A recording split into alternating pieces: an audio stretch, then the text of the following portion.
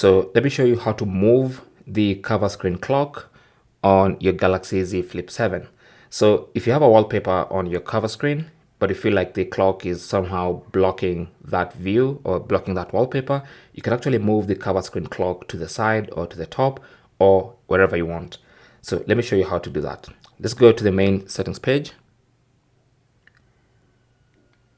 And then under settings, let's go into cover screen, tap on that. And then under cover screen, tap on your current cover screen wallpaper. And then now you can see now that the clock is editable. You can long press on that clock and then you can drag it exactly where you want it. So let's say I want to put it to the side here. I can put it exactly where I want it, just like that. Okay. And then when I'm happy, I can tap on done in the top right corner. And that's going to be the new position of my cover screen clock. Thanks for watching. Don't forget to like and subscribe, and good luck.